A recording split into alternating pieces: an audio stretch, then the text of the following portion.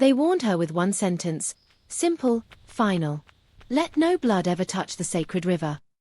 She obeyed, until the night her child cried, and the cloth in her hands told a different story. By dawn, the river had changed color, and the village knew. Something irreversible had begun. In the village of Ijda, the river did not belong to water alone, it belonged to memory. No one prayed there loudly. No one laughed there.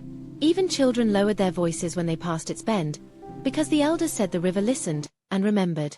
The rule was not written on wood or stone, it lived in mouths. No blood. Not of goat. Not of chicken. Not of woman. They never explained why. Explanation weakens fear, and fear was the fence that guarded the river. Women who gave birth were cleaned with warm herbs, ash, leaves crushed between patient palms. Cloths stained by life were burned, or buried far from flowing water. Everyone complied, not because they understood, but because nothing good ever followed disobedience. Nere knew the rule. She had grown up hearing it, hearing how the river once swallowed a hunter's shadow, how fish floated belly up for 7 moons after a single mistake. She knew. Yet knowing and enduring are different things. After her childbirth, her body felt like borrowed land, unfamiliar, aching, tied in places she had no names for. The cloths stacked beside her mat whispered shame and exhaustion. Smoke from burning them would rise. Neighbors would smell it. Questions would come. Her husband slept. The child finally rested. And outside, the river moved, quietly, patiently, as if it already knew her name. The moon was thin, careful, like it did not want to be blamed for what it witnessed. Nere wrapped the cloths in another fabric, held them close, and stepped outside with bare feet. The ground was cool, forgiving, unlike her thoughts. She told herself it was only water. She told herself the river would not notice something so small, so human. She told herself fear was an invention of old mouths that no longer labored, no longer bled.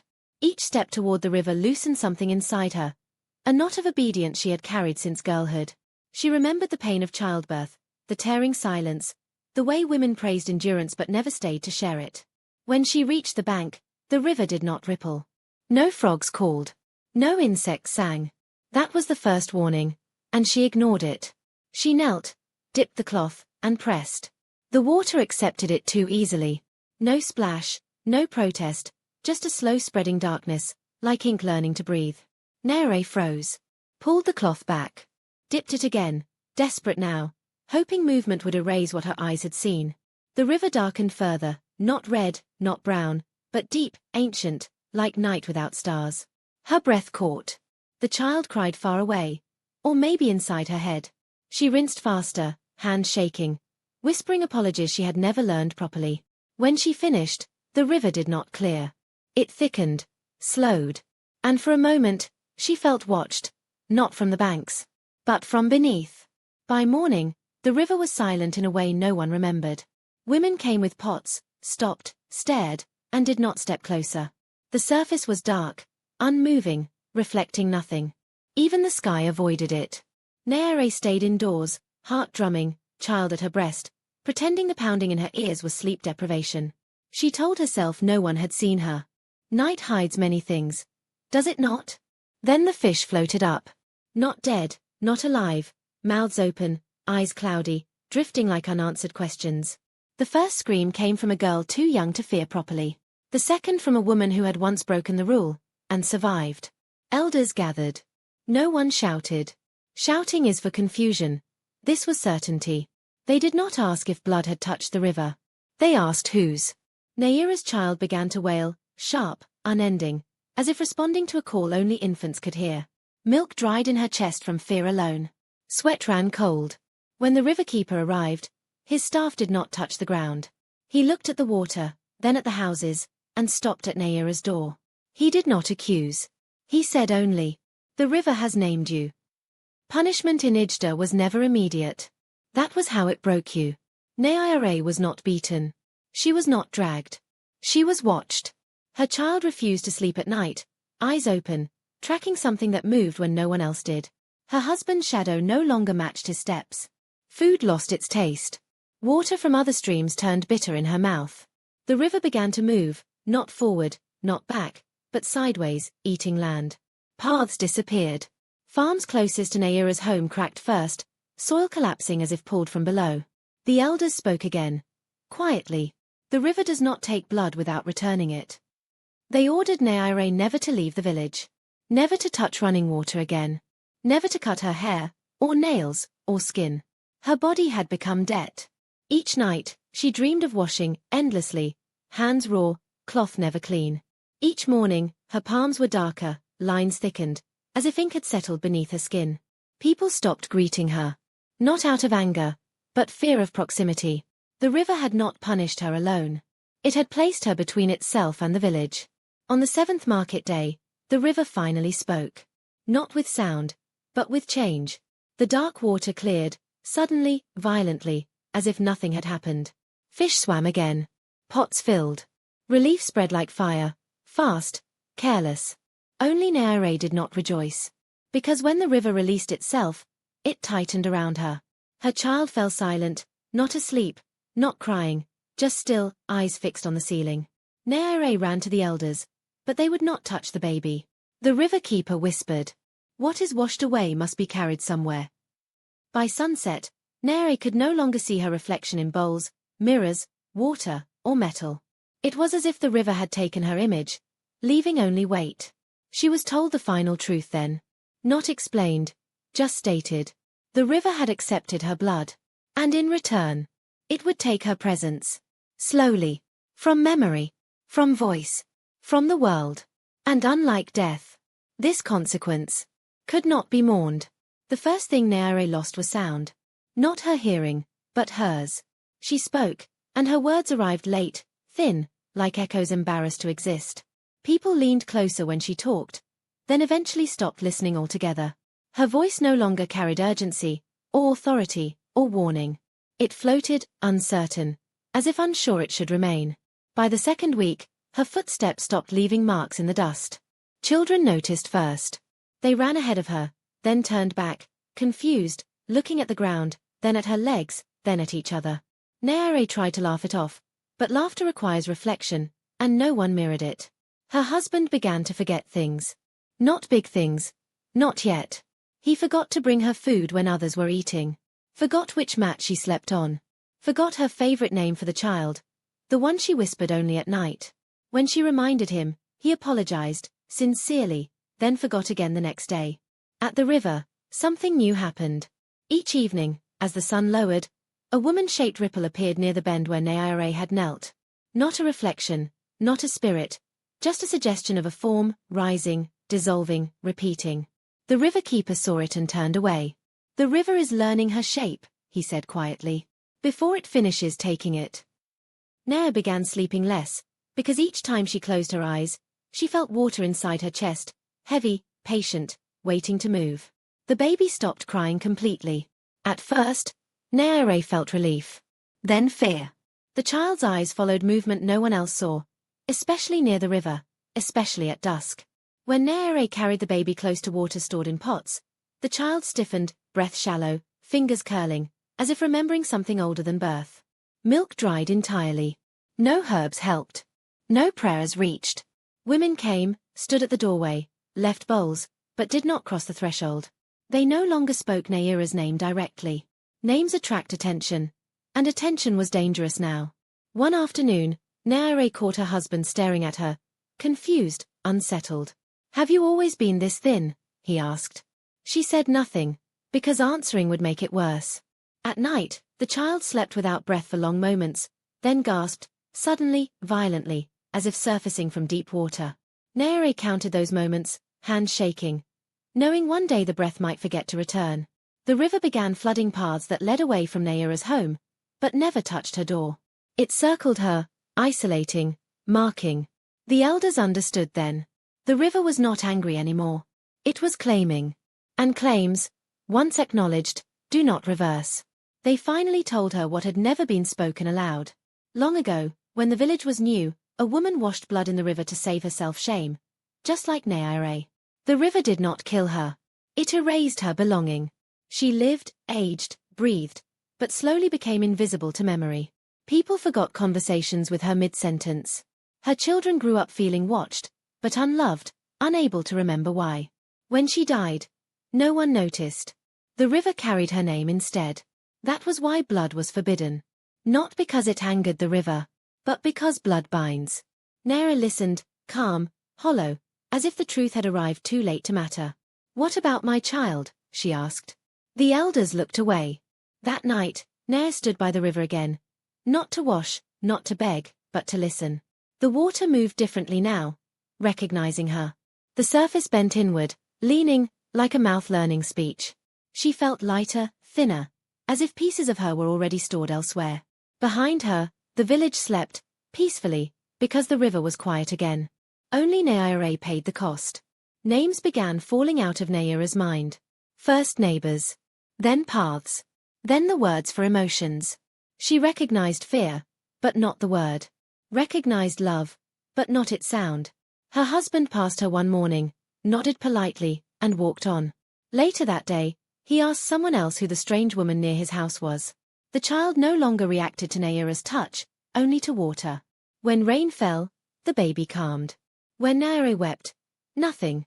The river's woman-shaped ripple now appeared even at midday, clearer, heavier, pulling water upward into a form that almost stood. People avoided looking at it directly, because when they did, they forgot why they had come.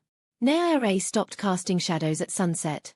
She tested it, stepping into light, moving her arms, nothing followed. That night, she carved her name into wood, slowly, carefully. But by morning, she could not read it. The final thing she felt leaving was anger. Anger requires self, and self was dissolving. What remained was awareness, floating, waiting, tethered to water. On the 41st day, the river rose, calmly, deliberately, and stopped just short of Nayara's feet. No flood. No destruction. Just invitation. The river keeper came alone. He did not bring a staff. "It is time," he said, gently. Neri looked at him, searching his face for recognition, found none. She nodded, because nodding still worked, still belonged to her. The child was taken away, placed with another woman. The baby did not cry. As Neri stepped forward, the river wrapped around her ankles, cool, familiar, not violent. With each step, weight lifted, memories loosened, pain softened. She did not drown. The water passed through her. By the time it reached her waist, the village could no longer see her clearly. By her chest, only ripples remained. When it touched her throat, she tried to speak, and the river accepted the words. At dawn, the river flowed normally again. But from that day forward, when women came to wash clothes, the water sometimes paused, darkened briefly, and whispered. Not a warning, but a name. No one remembered owning. The child grew, but not forward.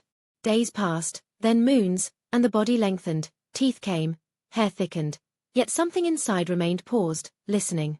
The woman who raised the child noticed it first, the way the child froze whenever water was poured, the way rain made the eyes darken, distant, reflective, like a surface instead of a gaze. The child never learned to say mother. Not because the word was difficult, but because the concept did not settle. At the river, strange things began again, softly, carefully, like the river testing limits. Pots filled too slowly. Reflections bent. Sometimes a woman would kneel, look down, and see another woman's face staring back, lips unmoving, eyes patient, then gone. The elders whispered among themselves. The river kept the blood, but returned the life unfinished. At night, the child hummed, not melodies, but rhythms, matching the river's movement. When asked where the song came from, the child tilted the head, listening, as if waiting for instructions. No sickness touched the child. No blessing either. People avoided calling the child by name. Names attract completion, and no one wanted to finish what the river had started. The river keeper stood longer at the bend now, watching the surface, knowing something was still crossing, slowly, quietly, from water into flesh. Memory became dangerous. Women stopped telling birth stories. Elders shortened histories. Songs lost verses. Anything connected to blood, to birth, to washing, was gently erased, not by force, but agreement. They told themselves forgetting was protection. Yet forgetting created gaps, and gaps invite filling. Children began dreaming the same dream. A woman standing waist-deep in water, arms open, not calling, just waiting. When they woke, they could not describe her, only the feeling, heavy, wet, unfinished. The river flowed well, crops returned, fish multiplied, but the cost hid beneath calm. Each season, one small thing vanished. A footpath. A shrine marking. A proverb's ending. The river was collecting context now. The child, now old enough to walk, drifted toward water whenever no one watched. Found puddles, ditches, broken pots, and stared into them, long enough to worry those nearby. When asked what was seen, the child answered once, quietly, "She is counting." No one asked who. The river keeper finally spoke aloud what had been avoided. When blood binds to water, it does not end in one body. The village listened, but did not respond. Responding would make it real. One evening, as the sun bled into the horizon, slow, careful, the child walked into the river alone. Not deep. Not dramatic. Just enough for water to touch skin. Those nearby rushed forward, shouting, but stopped when the river stilled, not rising, not pulling, just holding. The child stood, eyes closed, breathing evenly, as if returning to a place already known. The surface darkened slightly, briefly, like recognition. When the child stepped back out, nothing seemed wrong. Except the eyes. They now reflected faces too clearly. The child began speaking differently, using pauses that felt older, heavier, weaving words with silence, like water moving around stone. Stories emerged, not learned, not taught, of a woman who washed because she was tired, of a rule broken without malice, of a river that did not punish, but kept. People listened, unsettled, because the voice was not imitation. It was continuation. The elders tried to intervene, but the riverkeeper stopped them. "She is not possessed," he said, softly. "She is shared." That night, the river whispered louder than ever, not threatening, not angry, but full, like something nearing completion. The rains came early that year. Heavy, patient, unending. The river swelled, not violently, but confidently, reclaiming old paths, old curves, remembering its original width. Houses near the bend were not destroyed, just nudged, slowly, until people moved on their own. The child stood at the bank each evening, speaking softly, not to villagers, but to water. No one could hear the words, but everyone felt lighter afterward, as if something had been carried away. On the seventh rain, the child turned to the elders. "She is finished," the child said, calmly. "She has been counted, measured, and settled." That night, for the first time since Naira's mistake, the river reflected the moon clearly, fully, without distortion. The woman-shaped ripple disappeared. Dreams changed. The waiting woman no longer stood in water.